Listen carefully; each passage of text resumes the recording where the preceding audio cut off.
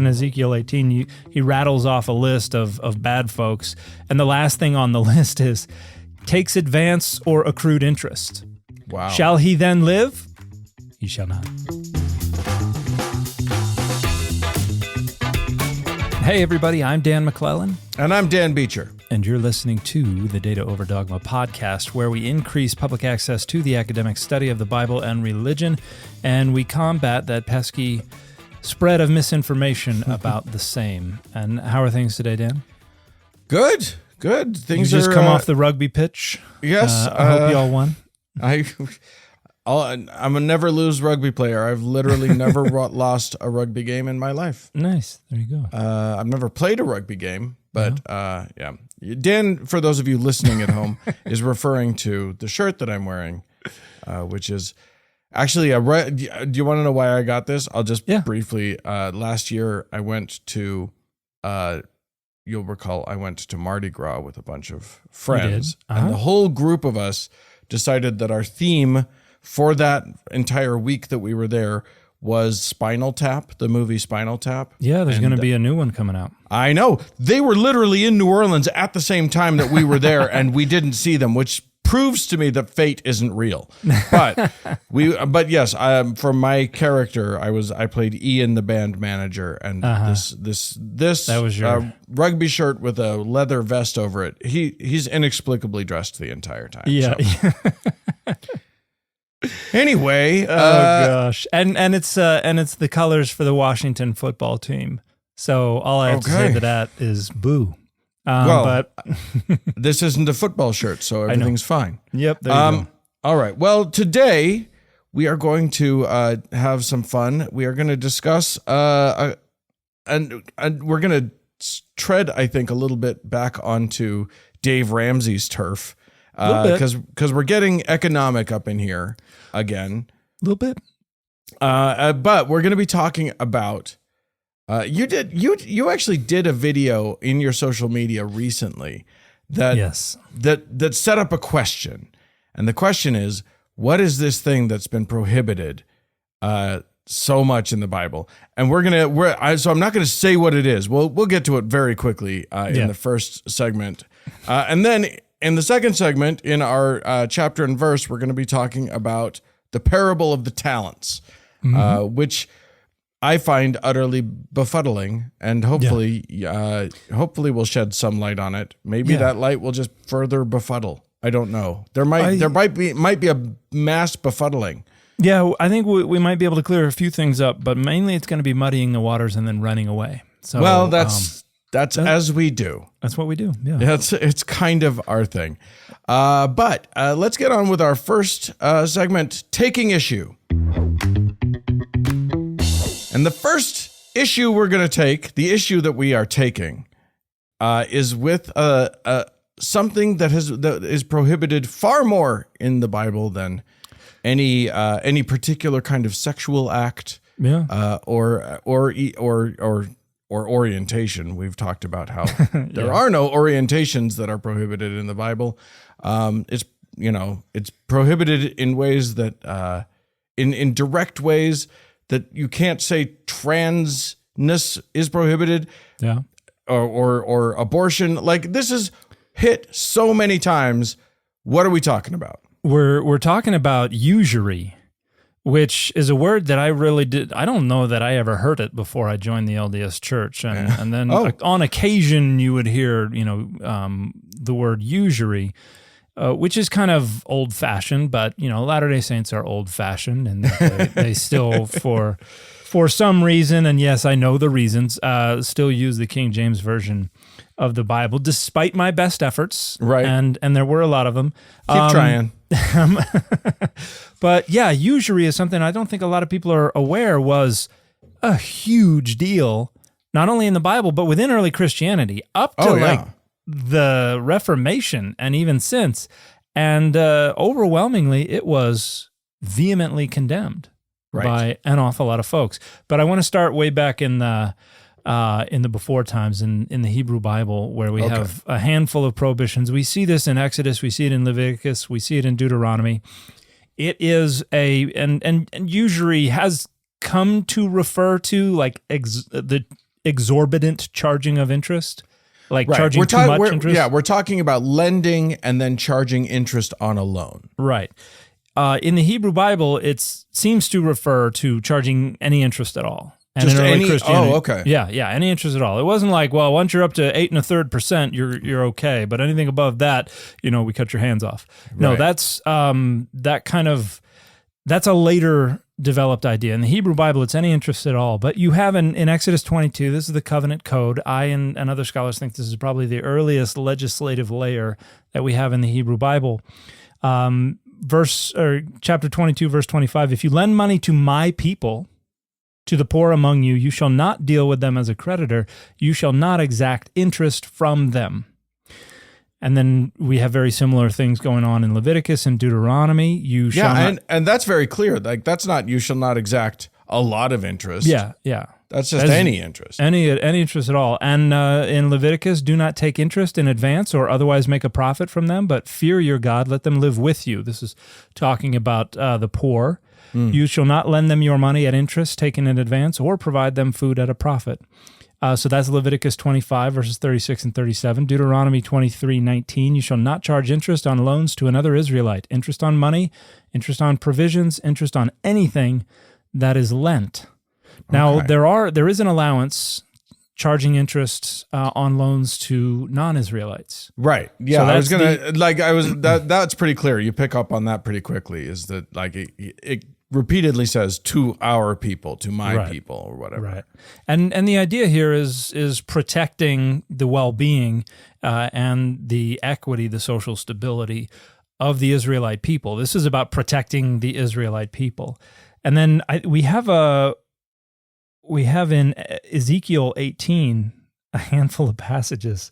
We have what's known as a vice list. This is more popular in like Greco-Roman literature, where it's like everybody sucks who does A, B, C, D, E, F, G, all the way to double Z. This is what Paul is doing or pseudo Paul is doing in a lot of places. But in Ezekiel 18, he rattles off a list of bad folks, and the last thing on the list is takes advance or accrued interest. Wow. Shall he then live? He shall not. Oh, wow. So death penalty. Death penalty. According to Ezekiel. He has done all these abominable things. He shall surely be put to death. His blood shall be upon himself. And then after that, it talks about the righteous person withholds his hand from iniquity, takes no advance or accrued interest, observes my ordinances and follows my statutes. He shall not die for his father's iniquity. He shall surely live. So, and you have in Ezekiel 22, these are the things that are mentioned one after the other. Takes bribes to shed blood. You take both advance interest and accrued interest, and make gain of your neighbors by extortion, and you have forgotten me, says Adonai God. Wow. So they're pretty emphatic about this. Yeah, it doesn't seem like they're pussyfooting around this thing. No, they're not being shy. They're coming in strong. They're coming in hot. Not bashful. Guns hot. And then you have a couple places in the Psalms where you have reference to people who are good because they do not lend money at interest and do not take a bribe against the innocent. Those who do these things shall never be moved. And then one who augments wealth by exorbitant interest gathers it for another who is kind to the poor, which is kind of contrasting the good against the bad. Right. But so Hebrew Bible, firmly against interest. You have 12 occurrences of the word neshech, which is the term for interest, every single one of them condemnatory toward the practice, as long as it's in-house. Right. We don't do this to our own people, because what does it do? It makes the poor poorer, makes the wealthy wealthier, makes the poor poorer, and we're not going to do that to our own people. And this gets picked up in the New Testament. Really only talks about interest a couple of times. Once is in the parable that we're going to be talking about here shortly. We'll get to that. Yes. Yeah, we'll get to that. And then there's another reference in, I believe it is Luke 6. Luke 6:34 through 36. Even if you lend to those from whom you expect repayment, what credit is that to you? Even sinners lend to sinners, expecting to be repaid in full, but love your enemies, do good to them, and lend to them, expecting nothing in return. Now, the idea here might be a little, this might be a rhetorical exaggeration. This might be hyperbole. Lend money and don't expect to be repaid.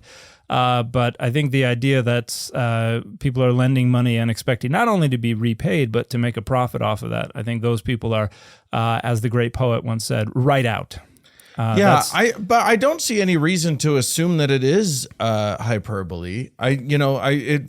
To me, it feels like it comports with a lot of what Jesus had to say about giving to the poor, not being rich. You know what I mean? Like, when it comes to the poor, it's very clearly sell all that you have, give it to the poor. Right. So it seems like it would make sense to me to say, if you're going to lend, just don't expect to get it back. If you get it back, great, but don't expect anything in return. That seems reasonable to me to hear from Jesus.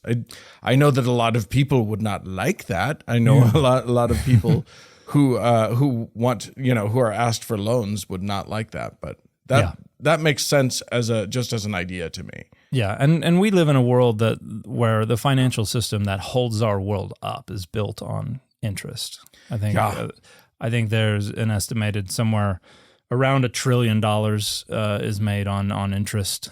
Between $500 billion and $1 trillion is made on interest in the United States. So that's just a part of our world these days. Anciently, not so much. There's the Council of Nicaea. We talk about this a lot, about how, the main controversy they were talking about was the Arian controversy. There was also this little matter of how we determine the date of Easter so that, people can figure it out for themselves. They can stop hassling us.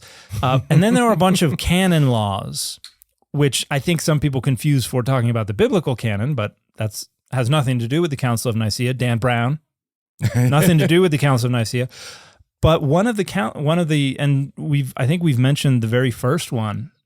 I think it's the very first one at the Council of Nicaea was basically prohibiting anyone who had castrated himself from being part of the clergy.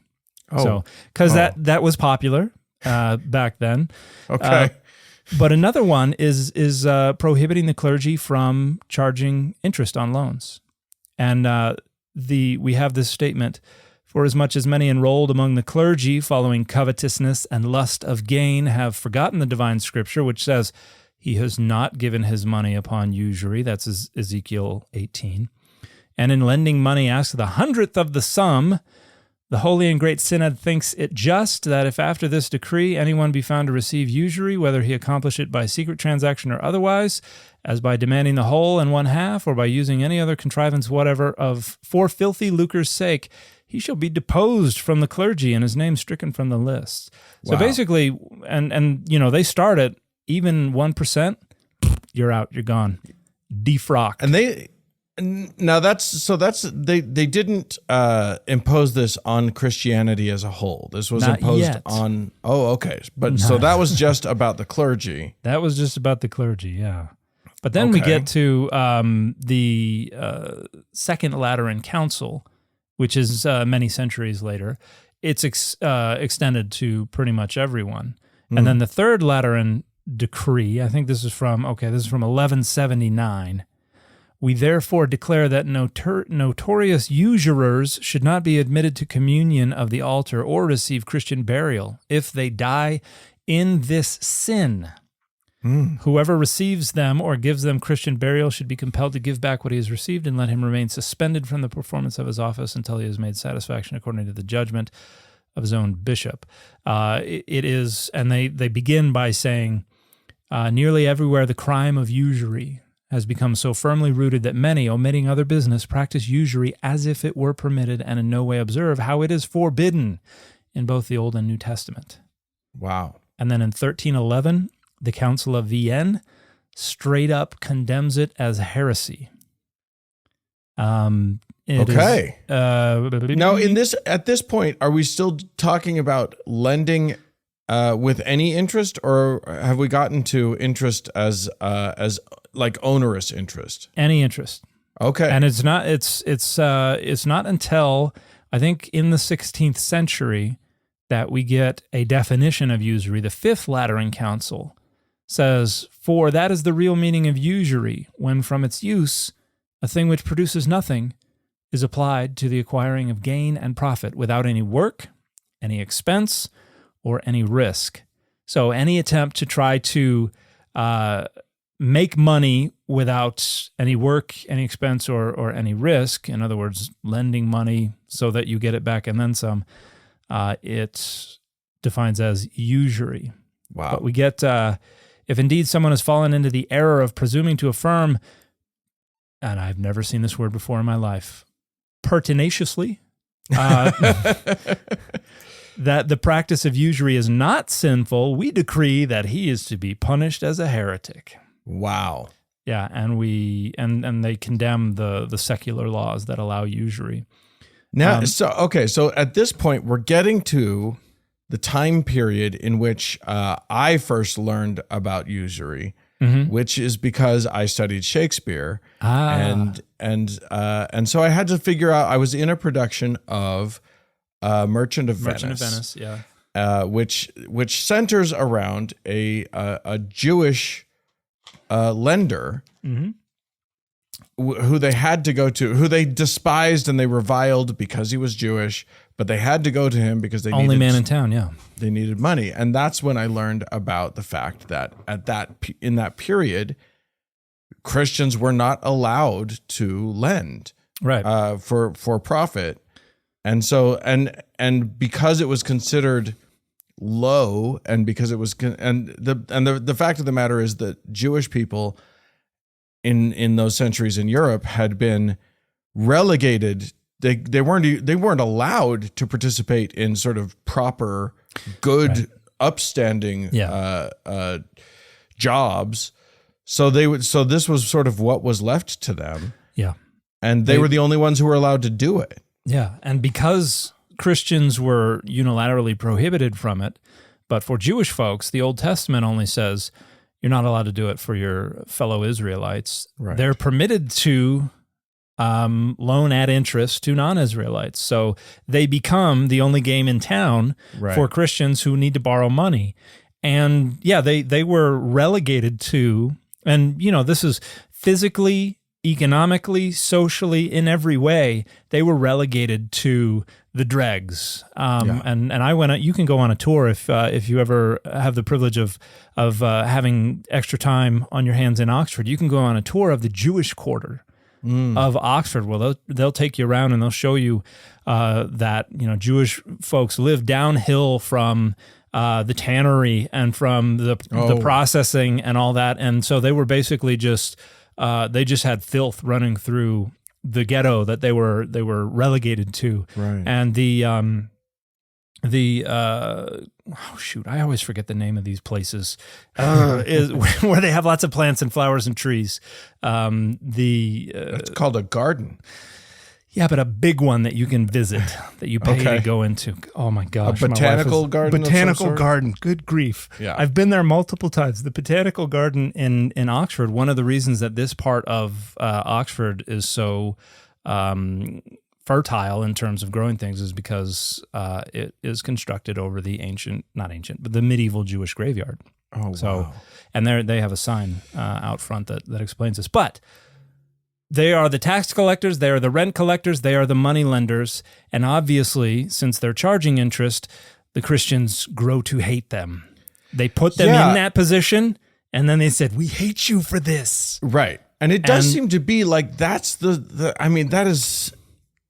never gets expunged. Like, to this day, anti-Semitism largely centers around, the money that Jews have and the power that they're hoarding because of all of the money and the blah blah blah. And they get written into Harry Potter as the money lending whatever the trolls or the gnomes or whatever they are. Yeah. I mean, it's and I think a lot of the people that are participating in that sort of hatred of these people don't even realize that the root of all of that goes back to when their own people put the Jewish people into that position. Absolutely. Yeah. Yeah. It's a little yuck. Yeah, it's incredibly yuck. And if you want to really just be horrified, which most people don't. Always. Like, don't go look at the interactions between Christians and Jewish communities in the medieval period in like Spain and Portugal and stuff like that. Like, it was awful stuff. Like, and that's kind of the seedbed for the development of concepts of racism. And race as a question of skin color. A lot of it comes down to Jewish and Muslim folks. They have different skin color from us. We're good, they're bad. And that's kind of how the notion that race is something about skin color develops. And yeah, but that's not what this segment is about. We're talking about usury. But we have Christians are, trying to hold themselves to this standard while having a little relief valve. They have relegated Jewish folks to this relief valve, and then they hate them for it. And so these days, an awful lot of anti-Semitism is rooted in these very old stereotypes that were forced upon Jewish communities. And, you have your all of the blood libel stuff, I forget exactly what they call it, the notion that Jewish folks would shave the coins down and collect the shavings and all this kind of all these are lies that developed so that Christians could vilify and demonize Jewish folks. But the Christians would come around centuries later. Wait a minute, not come around to being kind to Jewish people. No, they would come around to participating in the interest charging. Yeah. Now, it first gets a lot more strict. You have St. Anselm of Canterbury, which was, he said that usury was theft. So, the the taxation is theft, folks. It's like we've heard it before, but it was interest is theft back then. St. Thomas Aquinas condemned it as well. We have Luther and others condemning it, and then. But you mentioned the Merchant of Venice. This is the thing that kind of like begins to turn the tables a little bit. The Renaissance, a lot of that had to do with the fact that there was an awful lot of money and an awful lot of trade going through Italy that was facilitating, the translation of a lot of stuff from Arabic back into Latin and Greek, and it was pumping a lot of life into the Italian economy. And so money lending kind of had to be there if they were going to ride that wave all the way. And so there are cracks in the dam of this Christian attempt to keep usury at bay. And once you get up into the 18th and the 19th centuries, it is, there's very little resistance to as you get the development of the capitalistic society that we have today. Like it doesn't work really without charging interest. But then you have, I don't know if you hear the idiotic conspiracy theories that I hear every day about the Rothschilds. Yeah.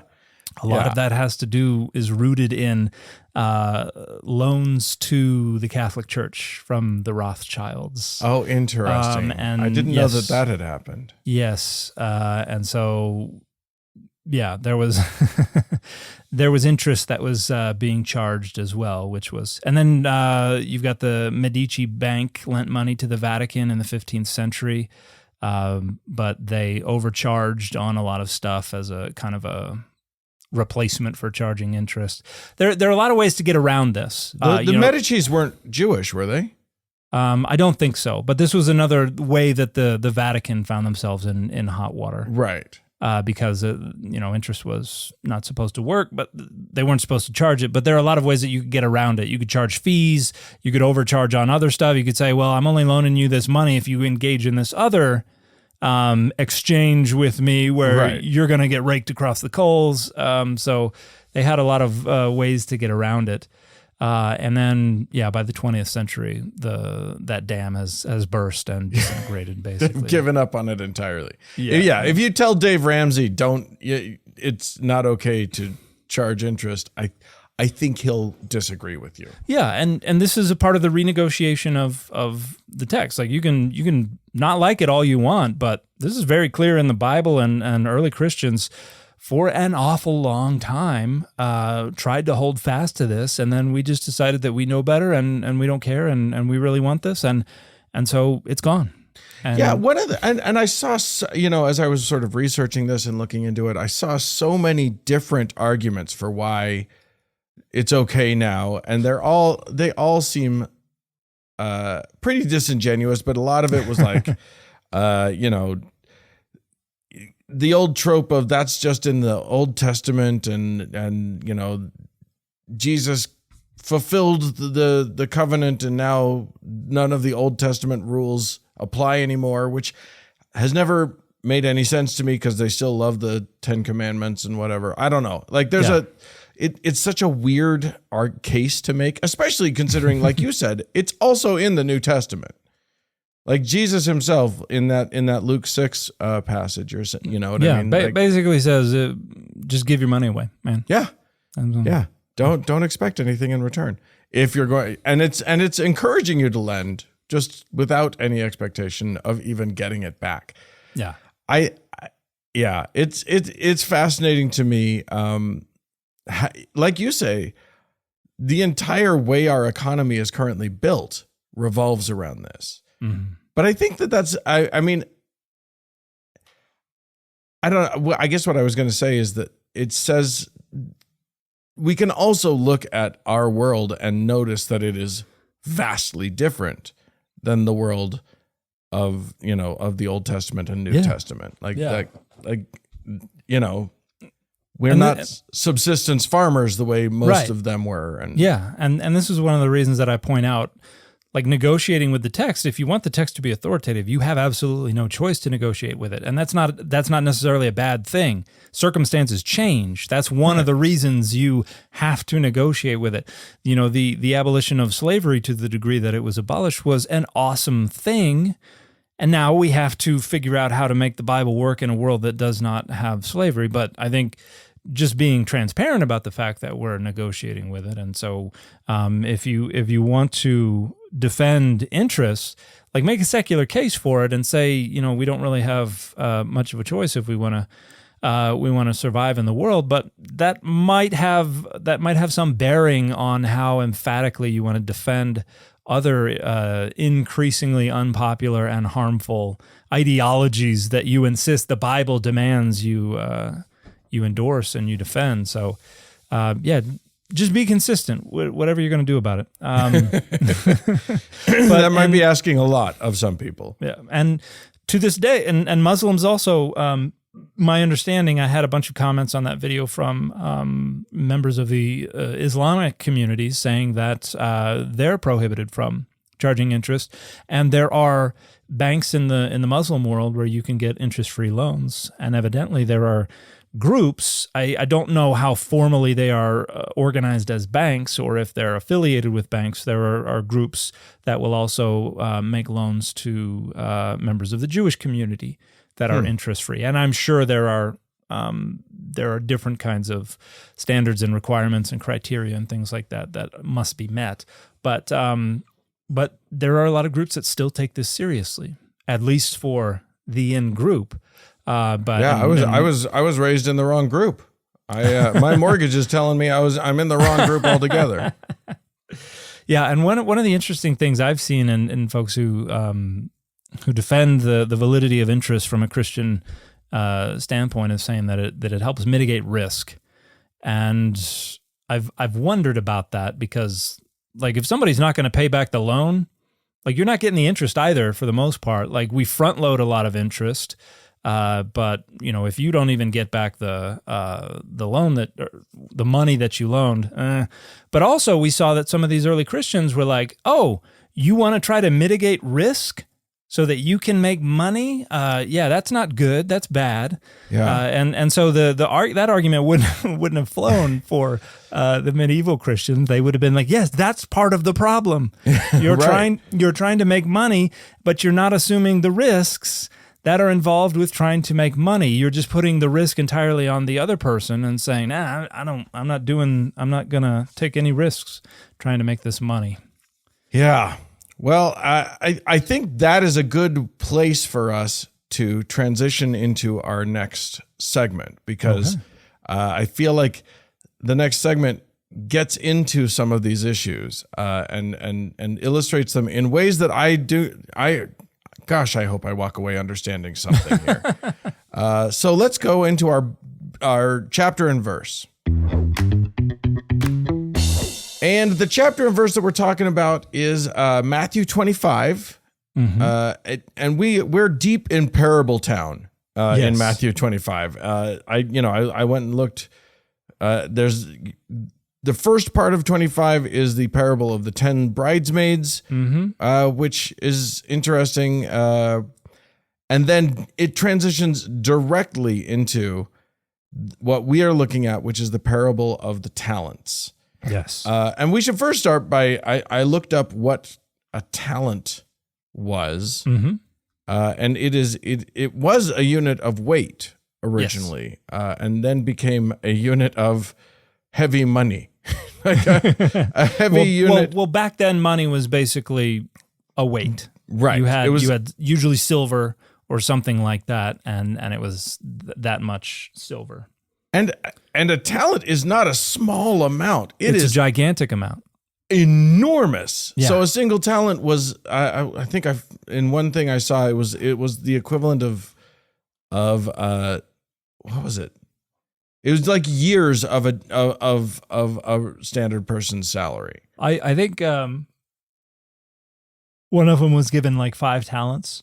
Like that would require, I think it was like working for 84 years every single day, right, at a standard day labor wage without spending anything, just to get that amount of money. So it's an enormous amount of money. And when we look, and there's a parallel in Luke, but it's like the 10 minas, or the 10 pounds, which is another unit of weight. Right. And it's a much smaller one. So when Luke tells the story, it's kind of like, let's get real. This is how much he gave him. And right. Because Matthew, it does seem a little weird that, I mean, it's a parable. It's not something, we're not supposed to understand this as actually having happened. Right.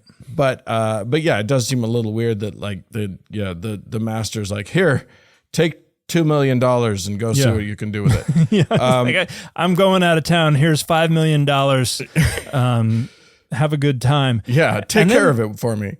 And then when he comes back, the sums that are the profits are also astronomical. Right. Like in that time period, you can't really make that much money, even with that much money, unless you are like doing some pretty devious and probably questionable buying and selling of property and things like that. You're exploiting people to make that much money. Let's quickly just sort of tell the story, just so that everybody's up on it. So we have a man, and all it says is a man, right? Although there's a man. I think that the KJV has an interesting thing. It says, "For the kingdom of heaven is as a man traveling into a far country." Which one of the things that I read was like, they just chucked in that kingdom of heaven thing to try and make sense of to try and make their own kind of sense of this. Yeah, it's in italics, so it's not there in the Greek. Okay. Because I think if you read this and it doesn't say, well, what are we supposed to be comparing? How are we supposed to be understanding this? One might interpret this as a negative thing. And so maybe the King James translators were like, we need to kind of massage them in the direction of understanding this as how heaven is supposed to be. All right, let's add kingdom of heaven into there. I'm going to question that because I still interpret this as a negative thing. So we'll get to that. We'll get to that. But we've got a man, and he's very obviously a very wealthy man. We can take that from the context clues later on. He's going on a journey, and he summons his slaves and entrusts his property to them. To one, he gave 5 talents, to another 2, to another 1 talent. And It says each according to his ability. I don't know. Does that mean ability to lift it? I don't know what abilities we're talking about here. I think the idea here is that he knows the economic prowess of his enslaved folks. He's got he's got his A team, he's got his JV squad, and he knows what he can give them and expect a return on. Wow. So then he goes away, and the two top guys, the guy who received 5 and the guy who received 2, go off and immediately do whatever they do and make money. They both double their money. 100% return, yeah. Which is crazy. And I kind of want to find out what they did.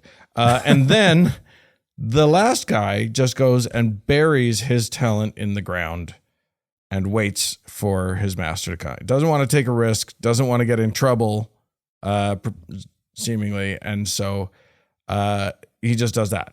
And this is, and interestingly enough, we have some rabbinic literature that's about how the only way for money to be safe is if you bury it.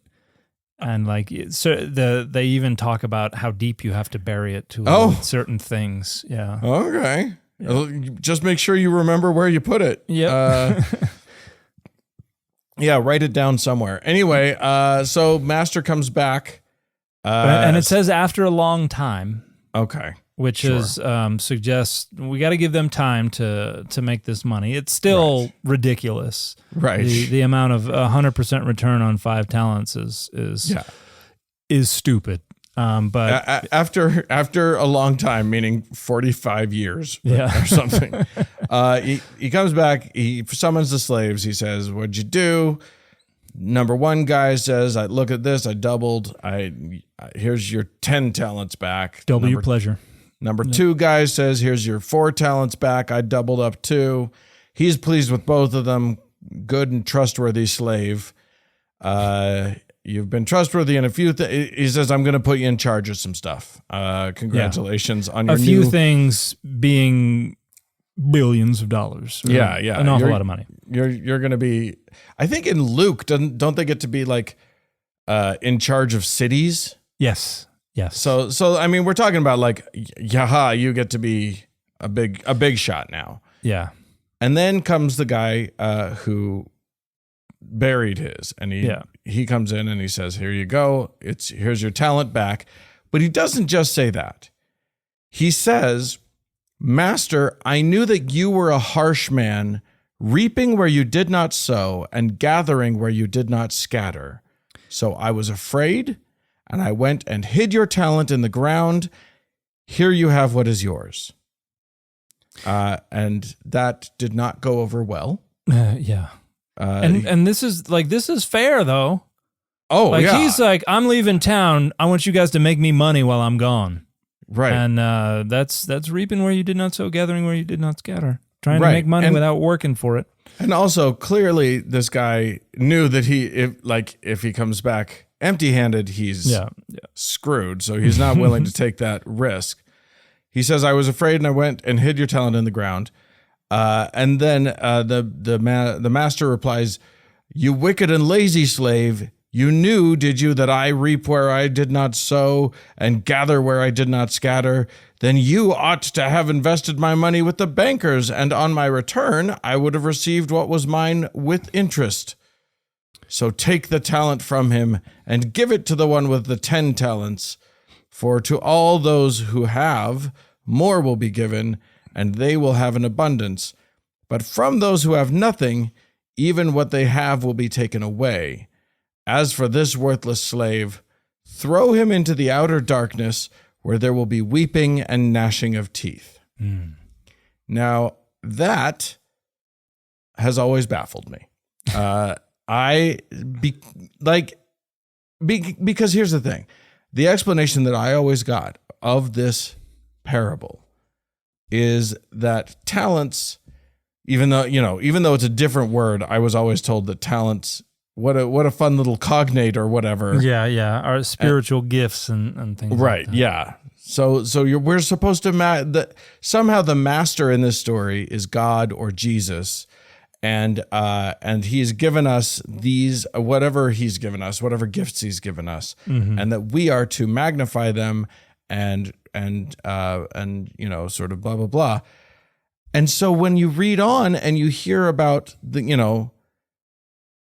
all made sense to me until I read the part about the last slave criticizing the master, and the master doesn't rebuke him and say, "I'm not that." He doesn't say, "That's not true about me." He just says, "Oh, you knew that about me, and so you didn't do anything? Well, you're out." Which says to me that I don't know how we can interpret that as being God in that case. It feels very strange. So talk me through it. Help me understand what am I missing, or are we just going to live in confusion? Well, so the biggest issue is the fact that a parable, and this comes from a word that means to throw beside or to lay beside. It's a comparison, right? Is that thinking that there is significance to the structure of the parable? Like we're supposed to be comparing one thing to another, but when we put God in the role of the master, we're now thinking, okay, this must be an endorsement some way of what the master is doing, because that's what we're supposed to be understanding God to do. Right. And that's a pretty natural way to approach these things, and it is kind of how traditionally we have approached things. But I'd want to bring up Luke 19, which says something peculiar. It tells a parable. He says, a nobleman went to a distant region to receive royal power for himself and then return. Right. And a lot of scholars have pointed, so this is not just somebody's, I got a business trip. This is somebody who is making a special trip to go be endowed with political power, which is why he can come back and say, I give you 5 cities, I give you 2 cities. Right. And a lot of people point out that this sounds an awful lot like Herod Archelaus, who went off to Rome to be given power to be the leader of this tetrarchy. After his father Herod the Great died. Okay. And Herod Archelaus was a bad dude. Like he ends up being deposed for just rank incompetence in 6 CE. And it's after this that we have the need to have a census of the area, which is probably what Luke or whoever wrote the nativity account in the beginning of Luke was confusing with a period during Herod's life. But so in Luke 19, it seems to be suggesting that God is slotted in for this villain, and so it does raise questions about how we should be understanding what the actual structure of the parable is functioning. Yeah. Should we be taking this as an endorsement of usury, of the reaction? I think there are problems with that, particularly on the other side of abolitionism as well, because all of these parables are about enslaved people. Right, and right. So none of them are about how bad it is to enslave anybody. Right. It's all about, the slave did this, the slave did that, the master went good slave. Right. Like that. If you want to understand the structure of the parable to have some moral freight that it's carrying, then what do you do about the fact that it's all about enslaved folks, and the fact that the New Testament consistently represents the ideal relationship you have with God as the relationship of slave to master? So there are a lot of problems with that as well. But additionally, it seems like what's going on in these passages are, one, they don't go back to Jesus. Almost certainly don't go back to Jesus. These are probably traditions that developed later on. Okay. And perhaps even though they are put in Jesus's mouth in the text. They're put in Jesus's mouth. And it's possible that we have some layers that post-date the original composition of these gospels as well. Particularly because, like when it says the master left and after a long time, this could be kind of this delay of the parousia. Why hasn't Jesus come back yet? Because at the end of Matthew, Jesus tells the people, there are people standing here now who are, will see me coming in the clouds of power and great glory, the second coming, which didn't happen. Yeah. And so maybe this is that something you that know of. Let's not get all preterist on right now, but this could have been a parable that was put in Jesus's mouth even after the original Gospel of Matthew was written, as a way of kind of talking about how we need to be doing our thing until Jesus comes back, because Jesus is going to demand an accounting of us, and so the story could be doing that. Now you found another reading that well, it was sent in to us by a listener whose name a rather I forget. prescient listener. Yeah, so they sent in a really interesting view of this. It's sort of a liberation theology view, but it takes the idea that it basically makes the third slave the hero of the story. Mm-hmm. And it claims that that the ancient Israelites would have the sort of neo-Christians, the early Christians, would have understood it in a way that that what was happening was that the last slave was the one speaking truth to power, mm-hmm. and that was the right thing to do, and that he was speaking out against the idea of usury and saying you are a usurer, and that's a bad thing. And then he gets condemned, which that kind of sucks. Mm-hmm. He gets thrown out. But one of the interesting things was that this author, and this is from an author named, there's a name associated with it. Andy Wade, I guess, is the one who posted this particular thing. Anyway, one of the interesting parts of his theory is that by burying the talent in the ground, there was also this sort of metaphorical idea that money can't grow in the ground, and uh-huh. that subsistence living is the correct way of living. So what you put in the ground is something, and obviously he uses metaphors that are agrarian metaphors. You reap what you do not sow. You gather where you do not scatter. Right. So I think it makes sense to look at the fact that he buried this money in the ground and nothing grew from it, mm-hmm. and that the idea was that but that money itself has no inherent growing value. You have to exploit other people in order for money to grow by itself, and he should have been planting things in the ground that would grow. I don't know. I just found that really interesting, and it made more sense of this parable to me than saying that the master is God. The master then becomes sort of the villain of the parable, even though the outcome for this hero slave is a very bad outcome. Yeah, and this leads into the parable of the sheep and the goats, where God is sifting through and putting the sheep on one side and the goats on the other, and sheep go to heaven and goats go to hell, as we know from another great poet. But there are. I think that is an interesting reading. I think it certainly helps us to. It's a great interpretive lens to turn on our own selves in our own time and to think about how we engage with the economy around us, and how so many people treat it as a zero-sum game where to get ahead, other people have to fall behind. We have to step on the necks, grind the faces of the poor in order to secure the bag.